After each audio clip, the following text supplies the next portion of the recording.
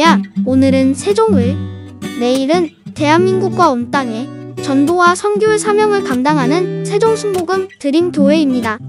하나님의 사랑과 은혜가 치유와 응답이 있는 성령 충만한 교회입니다. 구독과 중보 기도로 드림가족이 되어보세요. 오늘도 주 안에서 참 좋은 날입니다. 오늘 저는 여러분과 함께 로마서 제9장 14절부터 있는 말씀을 가지고 공부를 하겠습니다. 우리는 로마서 9장에서는 하나님의 절대 주권적인 선택에 관한 말씀을 공부하고 있습니다. 하나님께서는 온 우주를 지으시고 경영하시고 하나님이 당신의 백성을 선택하신다.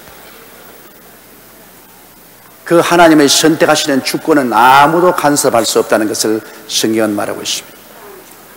리브가가 상둥이를 잉태했는데 에서와 야곱이었습니다.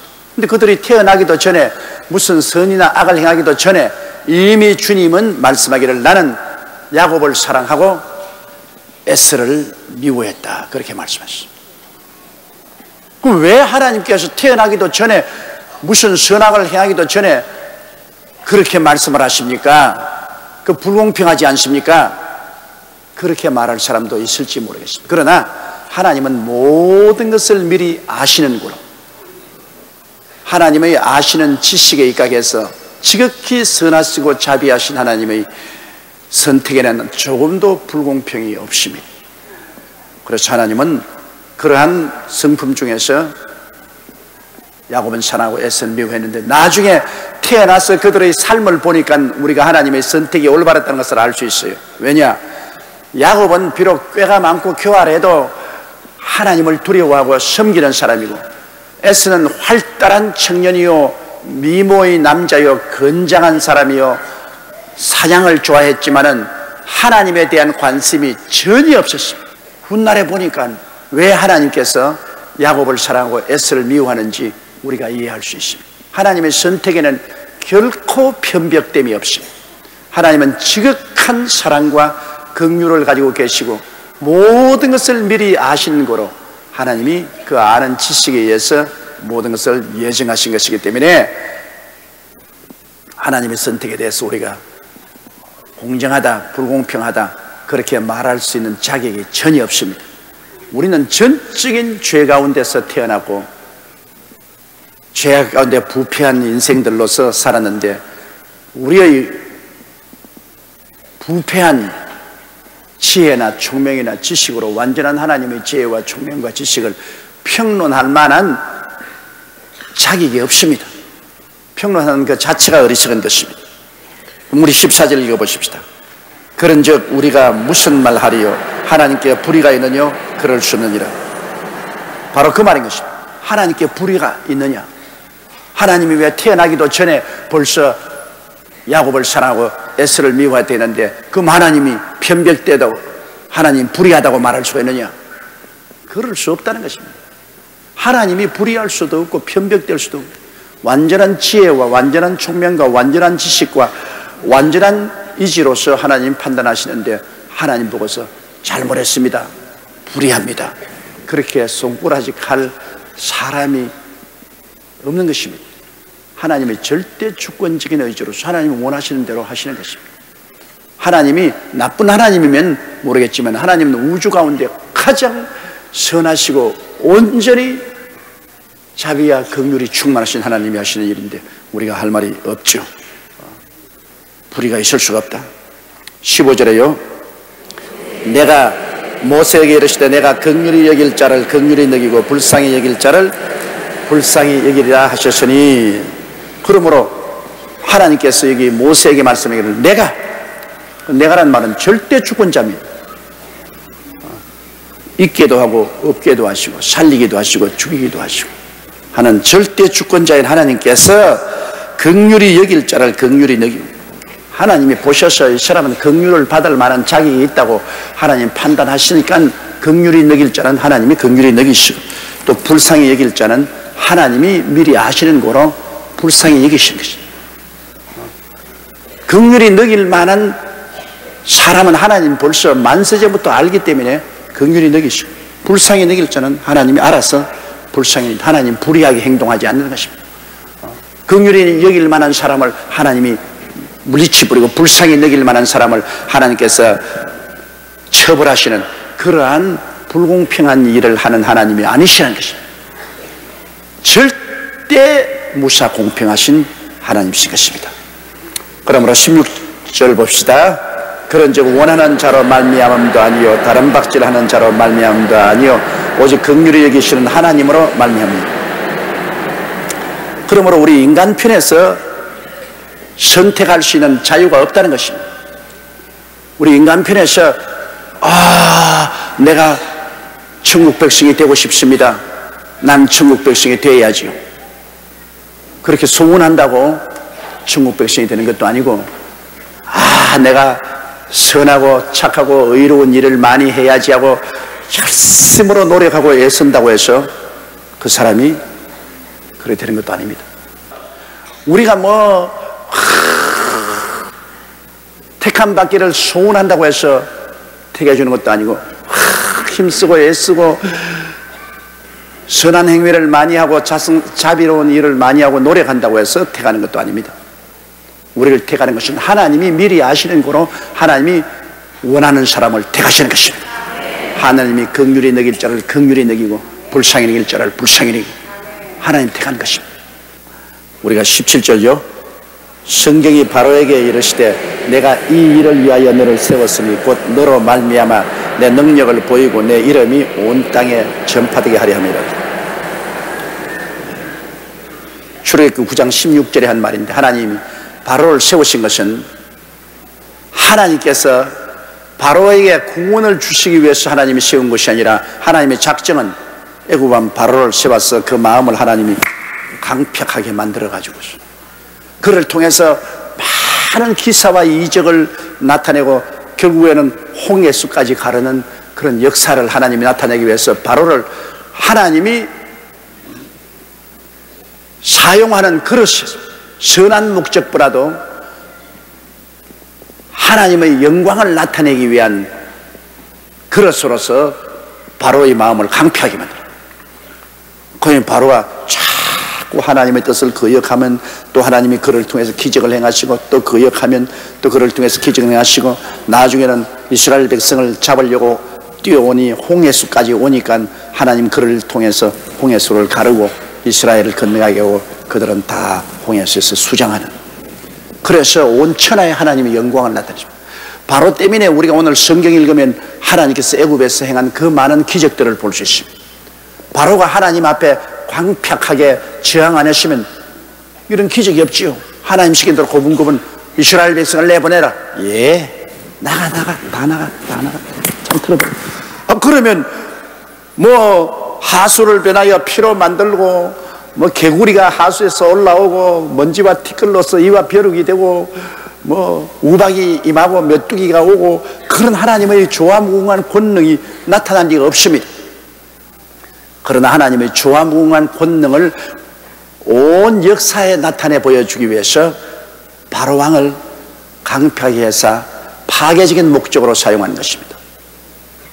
그러니까 우리가 생각할 때 불쌍하죠. 바로 왕은 파괴적 목적으로 태어났기 때문에 운명이 끄벅끄벅한 사람입니다.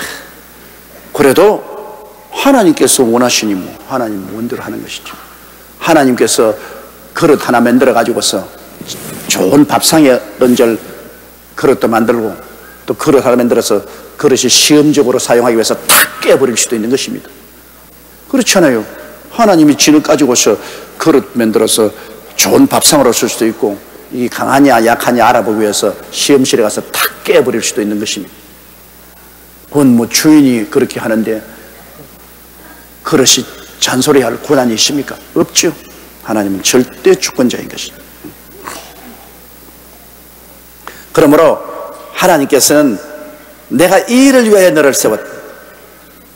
바로 많은 하나님의 기사와 이적을 역사상 나타내 보이기 위해서 바로를 세웠습니다. 너로 말미암아 내 능력을 보이고, 바로로 말미암아 하나님 감추인 능력이 바로의 저항하고 반발하기 때문에 하나님 주화무궁한 능력을 보이고 하나님의 이름이 온 세계에 알려지게 됐습니다. 오늘 성경에 출애굽기에 기록한 그 기사를 통해서, 역사를 통해서 온 세계 인류에게 하나님이 얼마나 위대하신 능력을 베푸신 하나님이라는 것을 보여주신 것입니다. 바로 이 강팍한 마음 때문에 하나님의 영광이 나타내 주신 것입니다. 18절요. 그런즉 하나님께서 하고자 하시는 자를 긍휼히 여기시고 하고자 하시는 자를 강팍하게 하시느니라. 결론이 그렇습니다. 하나님이 원하시는 사람은 회개시키고 마음을 주물러서 눈물을 흘리고 통회하고 자복해서 변화받게 하시고, 또 하나님께서 하고자 하는 자는 강팍하게 만듭니다. 그 마음이 하나님을 저항하고 악을 따라가도록 강팍하게 만들어서 하나님이 심판의 도구로 사용하시는, 그게 하나님의 절대 주권자이지. 하나님은 낮만 만드는 것이 아니라 밤도 하나님이 지으신 것입니다. 선한 사람만 하나님이 만든 것이 아니라 하나님이 원하시면 사람의 마음을 강팍하고 악을 향하게 해서 심판받기도 만드시는 것입니다. 우리 인간의 지혜로서는 도저히 상상할 수 없죠. 그러나 사람을 높이고 낮추고 살리고 죽이는 권한이 하나님의 절대 주권하에 있기 때문에 하나님이 원하시는 사람은 긍휼히 여기사 살리시고, 또 하나님이 그와 정반대로 원하는 사람은 마음을 강팍하게 해서 파괴당하게 만들 수도 있습니다. 이 점에 있어서 우리가 알아야 될 것은 하나님께서는 절대적인 주권을 가지고 계십니다. 하나님 좋다 나쁘다의 결정은 하나님이었습니다. 사람이 하나님의 주권에 저항할 수가 없습니다. 아담과 하와가 하나님과 주권을 나누어 가지려고 자기도 선악과를 따먹고 좋다 나쁘다 하는 주권 행사를 하려고 하다가 쫓겨났습니다. 하나님은 인생이 감히 하나님과 주권 행사에서 공유하려고 하는 것은 허락하지 않습니다. 알파의 오메가 되시고 처음과 나중이 되시고 시작과 끝이 되시는 영원무궁하신 하나님, 절대 전능하신 하나님은 유일하게 우주에서 주권을 가지고 계십니다. 그렇기 때문에 하나님이 좋다 하면 좋아지는 것이고 하나님이 나쁘다 하면 나쁘게 되는 것입니다. 하나님이 살리면 살고 하나님이 죽이시면 죽는 것입니다. 하나님이 높이시면 높아지고 하나님이 낮추시면 낮아지는 것입니다. 사람이 하나님의 하는 일을 도저히 깨달아 알지 못합니다. 우리는 무조건 하고 믿고 순종할 따르는 것입니다. 하나님을 경외하고 무조건 하고 믿고 순종하는 거예요. 다른 일이 없어요. 우리 하나님 앞에 인간이 할 일은 무조건 하고 하나님 하신 일을 믿고 순종한다. 눈에는 아무 증거 안 보이고 귀에는 아무 소리 안 들리고 손에 잡히는 건 없을지라도 내가 보기에 이거 잘못된 건 아닌가, 그런 인간적인 부정적인 마음이 생길지라도 그것은 용납되지 않습니다. 무조건 하고 하나님이 하시는 일에 대해서 나의 선악 판단을 하면 안 됩니다. 내가 보고 하나님 하신 일이 선하다 나쁘다 좋다 나쁘다 결정을 할 수 없습니다. 할 권한이 없어요. 하나님이 하시는 일은 무엇이든지 선한 것입니다. 그러므로 하나님이 결정하시는 데 대해서 우리는 아멘 하고 따라갈 것밖에 없습니다. 나를 죽이시더라도 아멘. 하나님이 보시기에 좋으시니까 우리를 죽이신 것입니다. 먼 훗날 두고 보면 하나님 하신 일이 올바를 겁니다. 그러므로 하나님의 판단에 우리가 흐릿한 우리 인생들이 잘한다 못한다 해석을 하면 안 됩니다. 요셉이 형들에게 팔려서 마른 운물에 던져졌을 때 요셉이 보기에는 이거 너무나 고약한 일이 아닌가, 하나님이 어떻게 이렇게 할 수 있는가, 그렇게 비난할 수 있습니다. 그러나 하나님의 판단으로는 요셉이 형들에게 잡혀서 마른 운물에 던져지는 것이 좋다고 생각하기 때문에 그렇게 한 것입니다.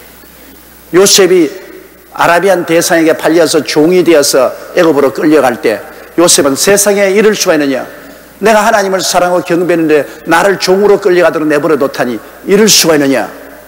그러나 하나님이 좋다고 생각했기 때문에 그건 좋은 겁니다.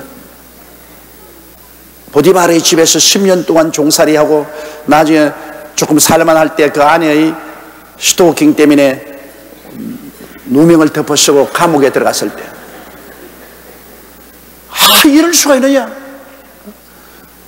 나는 정말로 주인을 잘 섬기고 하나님을 잘 섬기는데 이 못된 여자가 스토킹 하는 바람에 억울한 누명을 덮어쓰고 내가 감옥에 들어갔는데 이럴 수가 있느냐? 하나님이 이럴 수가 있느냐? 그러나 하나님께서 내가 좋게 생각한다.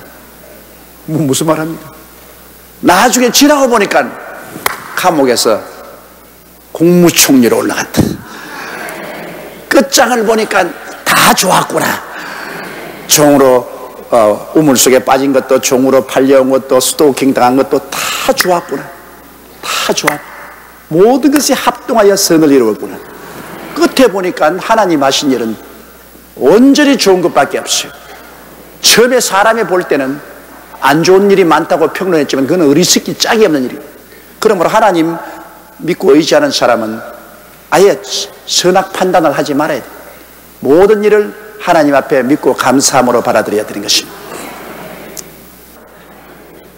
그렇기 때문에 하나님을 믿고 의지하는 사람은 무조건하고 믿고 순종하고 감사하게 되시기를 주의 이름으로 축원합니다. 하나님은 지극히 선하시고 자비로우시고 은혜로우신 하나님이시기 때문인 것입니다. 19절요. 혹 내가 내게 말하기를 그러면 하나님이 어찌하여 허물하시느뇨? 누가 그 뜻을 대적하느뇨? 그러면 이런 말을 할 것이요. 그러면 뭐 하나님께서 너 잘했다 못했다 왜 그런 거 주님께서 평론하는? 뭐 하나님이 좋게 만들려면 얼마나 좋게 만들고 완악하게 만들려면 얼마든지 하나님 완악하게 만드니까 그러므로 우리가 무슨 책임이 있느냐? 우리는 그저 하나님 만드는 대로 따라갔을 따름이지. 그렇기 때문에 우리 보고 뭐 너 잘했다 못했다 무슨 하나님이 우중을 하시냐? 그렇게 질문할 사람도 있다는 것입니다. 있겠지요, 그렇게 질문. 그러나 우리가 하나 알아야 될 것은 하나님이 우리에게 책임을 물으시는 것은 하나님이 우리를 절대 주권으로 선택하고 난 다음에 선택을 받은 우리들이 이제는 하나님을 열심으로 잘 섬기느냐 못 섬기느냐는 것은 우리의 선택에 달려있는 것입니다. 구원을 받는 것은 하나님의 선택에 달려있지만 주권에 달려있지만 구원받고 난 다음 내가 잘 믿느냐 못 믿느냐는 우리에게 달려있어요. 예를 들어 말하면 여러분 우리가 부모의 설하에 태어나는 것은 우리 마음대로 못 태어납니다. 그렇잖아요. 그거는 하나님의 섭리를 위해서 우리가 태어나는 거예요. 태어나고 난 다음 안 태어날 수는 없잖아요. 일단 태어났으니 그 집 자식이 됐는데 좋은 자식이 될 것이냐 나쁜 자식이 될 것이냐 순종을 잘할 것이냐 안 할 것이냐 사랑을 받고 잘할 것이냐 매를 많이 맞고 잘할 것이냐 것은 우리의 선택에 달렸습니다. 그렇잖아요. 우리 마음의 결정에 달렸잖아요.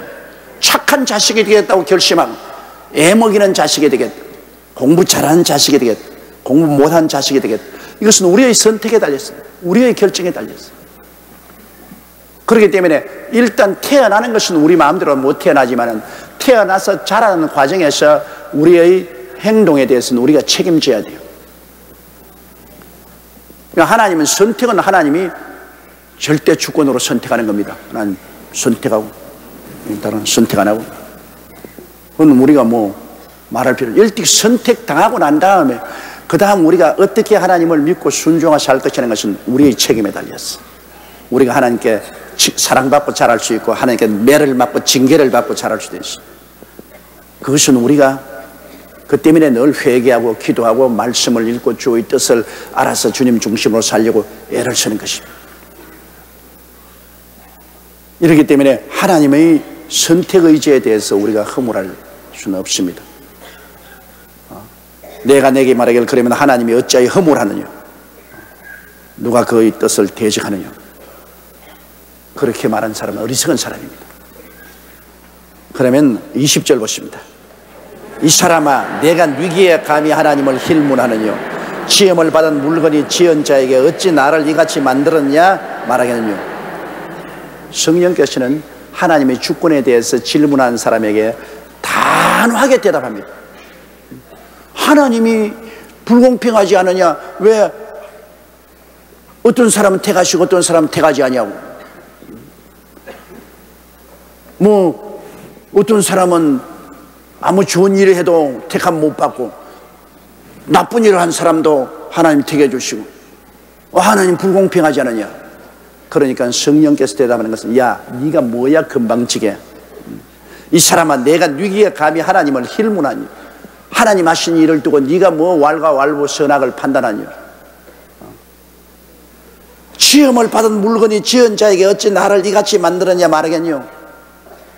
도기장이가 도기를 만드는데 하나는 좋은 화분으로 만들고 하나는 장독한 도기로 만들고 장독한 도기를 만든 도기가 왜 저거는 화분으로 만들고 나는 장독한 도기로 만들었습니까? 불공평하지 않습니까? 그렇게 말할 권리가 있겠는가?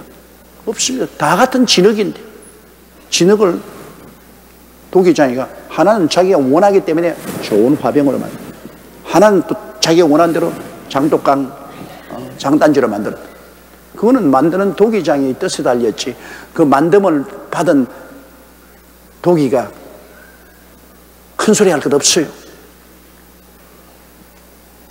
이러므로 하나님이 하시는 일에 대해서 하나님 왜 이렇게 합니까? 저렇게 합니까? 그렇게 질문한 사람은 이 사람은 내가 누기에 감히 하나님을 힐문하뇨.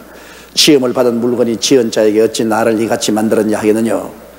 21절요. 토기장이가 진흙 한 덩어리로 하나는 귀히 겉을 그릇을 하나는 천이 쓸 것을 만드는 권이 없느냐. 그렇잖아요. 나는 늘 하나님께 기도할 때 그런 기도를 많이 합니다. 하나님 나는 진흙입니다. 진흙이 자기가 뭘 합니까? 나는 진흙으로 아버지 손에 얹혀 있습니다. 아버지는 토기장이요 나는 진흙이니 진흙이 아버지 손에 있으니 아버지 원대로 만드소서. 아버지가 선하게 만들고 싶으면 선한 그릇을 만드시고 천한 그릇을 만드시면 천한 그릇을 만드시고 귀 있을 그릇으로 만드시면 귀 만드시고 천이 있을 그릇으로 만드시면 천이 만드소서. 나는 진흙으로서 아무것도 할 수가 없습니다. 오직 하나님만 바라보고 어떻게 만들어 주시든 하나님께 감사하고 하나님 섬길 따름입니다. 저는 늘 그런 기도를 해오곤 했습니다. 그렇잖아요. 여러분은 하나님 손 위에 얹은 진흙인데 진흙이 아무것도 할 수 없어요. 진흙 그대로 내버려 놓으면 그건 진흙이에요. 그래도 그 까먹을 만들어 주시님에도 감사하지 않습니까? 그러니까 그 진흙으로 하나님이 원하시는 대로 만드는데 그 권리는 하나님께 있는 것입니다. 하나님이 원하시는 대로 만들어요. 토기장이가 진흙 한 덩어리로 하나는 귀 쓸 그릇을 하나는 천이 쓸 그릇을 만드는 권리가 없겠느냐. 22절요. 만일 하나님이 그 진노를 보이시고 그 능력을 알게 하고자 하사 멸하기로 준비한 진노의 그릇을 오래 참음으로 관용하시고. 자, 하나님께서는 반드시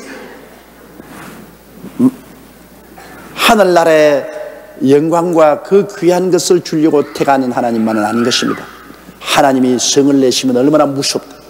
하나님이 심판하시면 얼마나 무서운 것을 보여주기 위해서 진노의 그릇, 바로와 같은 진노의 그릇을 예비하십니다. 그러면 우리가 볼 때 바로에 대해서 하나님이 막 진노를 쏟아부어서 와, 하나님 무섭구나. 하나님 성 내시면 무시무시하게 무섭구나. 하나님의 진노에 대한 하나님의 그 모습을 보여주기 위해서 바로와 같은 그릇을 만들어서 하나님이 오래 참으시다가 나중에는 박살을 내버린 것입니다. 그럼 하나님이 그렇게 하시는 것 우리가 왜 그렇게 합니까? 할 수 없어요. 하나님은 당신의 선하심을 나타내기 위해서는 어떠한 사람을 택하여 가지고서 용서하시고 의롭다 하시고 영원하게 하시고 눈물과 근심과 탄식과 입이라는 것이나 앓는 것이 없는 영광스러운 세계에 데려가는 것은 하나님의 선하심을 나타내시기 위한 것입니다. 그를 보고 하나님의 선하심과 자비하심과 의로우심을 모르고 찬송하는 어떠한 그릇은 하나님이 택해서 막 심판하시고 진노하시고 하나님께서 멸하신. 그건 왜 그러십니까? 그거는 하나님의 정의로운 심정, 하나님의 심판의 능력을 나타내기 위해서 그렇게 하는 것입니다. 그럼 하나님이 왜 그렇게 하십니까? 그 잘못 아닙니까? 그렇게 우리가 판단할 권한이 없습니다. 하나님이 원하시는 사람은 영화롭게 해주고 하나님이 또 원하시는 사람은 심판할 수도 있으실 것입니다. 그렇기 때문에 우리가 하나님 바라볼 때 하나님의 이 주권적인 행사에 대해서 우리가 깊이 깊이 마음에 이해가 있어야 됩니다. 하나님은 여러분, 우리가 민주주의식으로 투표해서 선출한 하나님이 아닙니다. 하나님은 원래 영원히 존재하신 분으로서 하나님이 우주를 만드시고 인생을 지으셨습니다. 그러므로 하나님은 하나님이 원하시는 대로 선악을 결정하십니다. 참으로 우리가 다행한 것은 여러분이 선택을 바른 것만은 그 다행으로 하십시오. 그런데 예수를 안 믿는 사람은 그걸 다행으로 생각하지 않고 우리를 보고 불쌍히 생각합니다. 아이고 예수쟁이들 지금 뭐 교회 가서 노래 부르고 말이야, 아이고 불쌍히 우리처럼 술 먹고 담배 피고 앞에 맞고 세상을 돌아다니면서 엄난하고 받는 얼마나 좋으냐. 오히려 받지 못한 사람은 선택 안 받은 우리를 불쌍하다고 말합니다. 그리고 예수 믿고 천당하지 가면 웃기는 소리 하네. 니 나가거라, 니 나가거라. 나는 너 지옥 간다. 좋아, 지옥 아래 못 가겠어. 걱정할 것 없어. 안 믿는 사람들 여러분 한번 보십시오. 예수 안 믿는 것을 불공평하게 생각하지 않습니다. 안 믿는 것을 더 좋은 것으로 생각합니다. 특권으로 생각하죠. 우리도 다 그랬어요.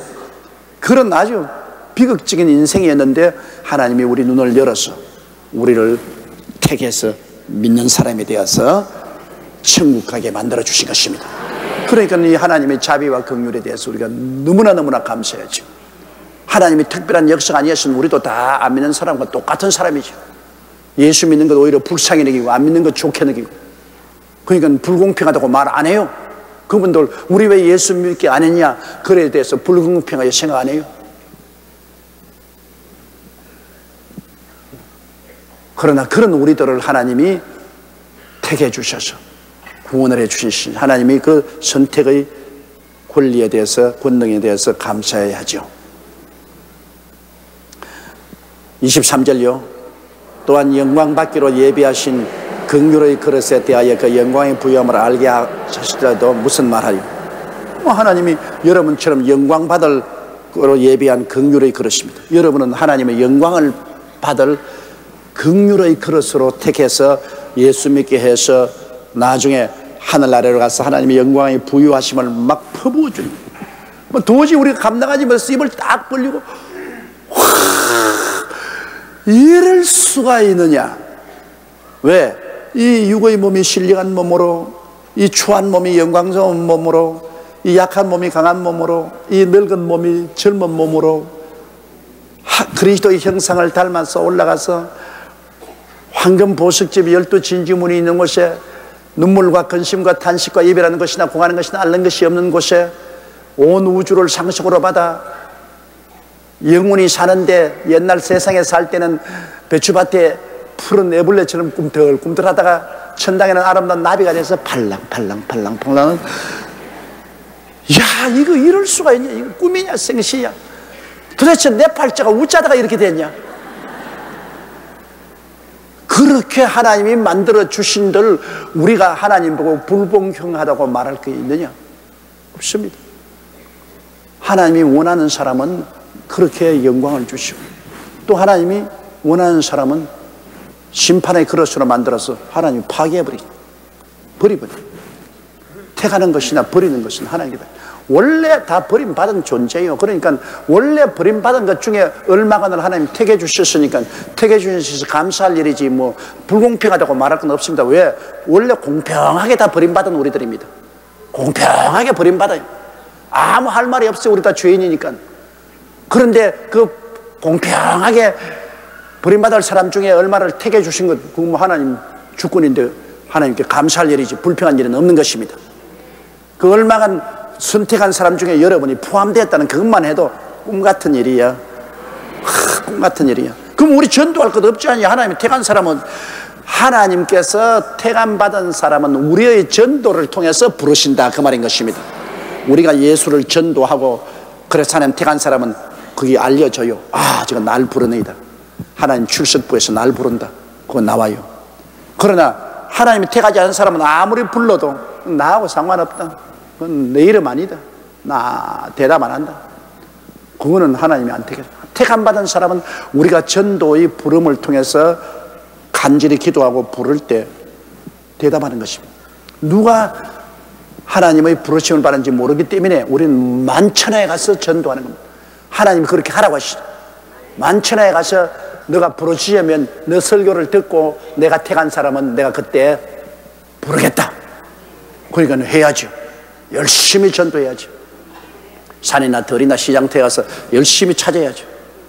그러면 하나님이 택한 사람은 우리 음성을 듣고 하나님 품으로 돌아오게 되는 것입니다. 24절요. 이 그릇은 우리니 곧 유대인 중에서뿐 아니라 이방인 중에서도 부르신 자니라. 이 도기장이가 질그릇을 만드는데 천한 그릇, 귀한 그릇인데 우리는 귀한 그릇입니다. 유대인 중에서 하나님이 택한 귀한 그릇뿐 아니라 이방인 중에서도 부르는 자가 우리를 불렀으니 우리는 불어서 귀한 그릇이 되었습니다. 할렐루야. 하나님이 밥상에 얹어놓고 잡수시는 귀한 그릇이 됐어요. 여러분은 천당에 하나님의 집에 들어갈 그릇들이 된 것입니다. 복받은 사람이죠. 옆에 있는 분들에게 당신은 복받은 사람입니다 인사해 주십시오.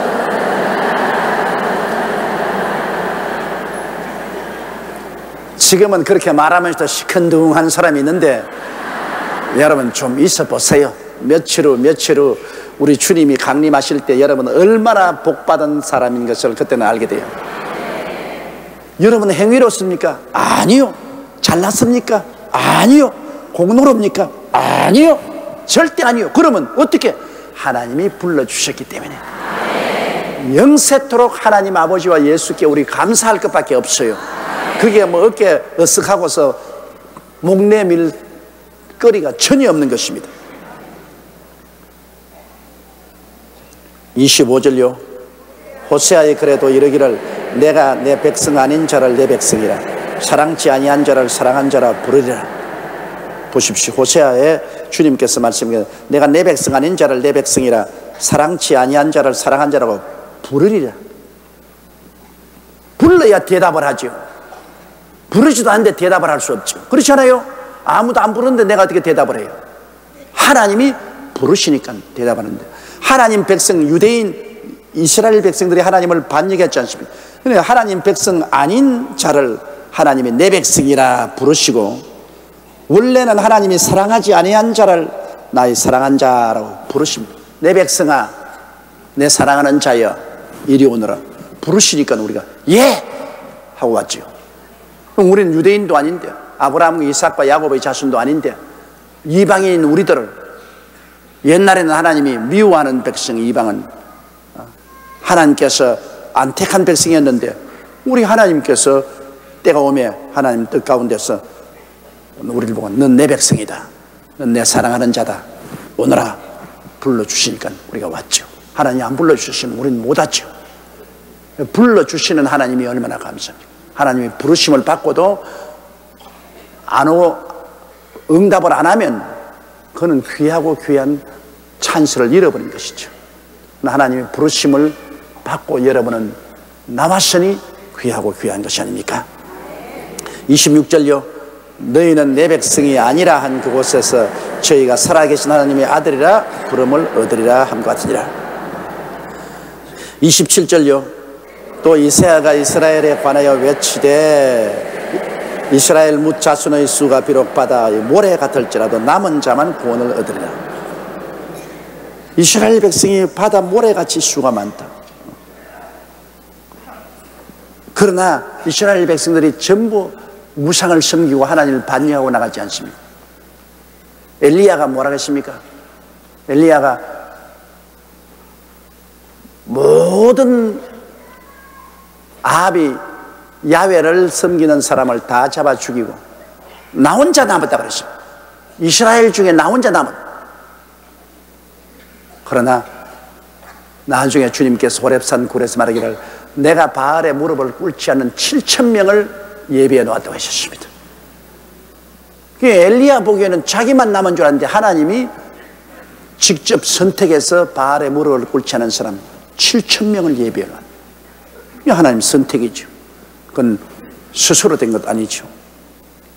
그러므로 이스라엘 백성의 자손이 바다 모래같이 많아도 하나님이 선택한 사람만 구원을 얻는다, 그 말인 것입니다. 남은 자만 구원, 모두 다 구원하는 건 아니에요.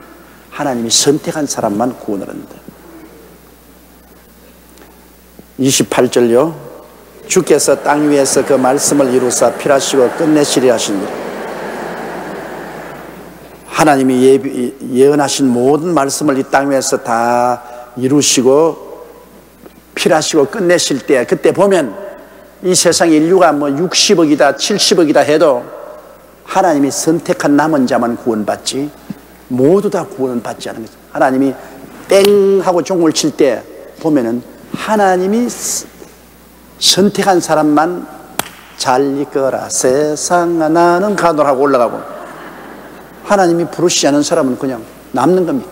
이 땅에 남는 거예요. 하나님의 선택의 의지가 여기에 뚜렷이 드러나고 있는 것입니다. 29절요.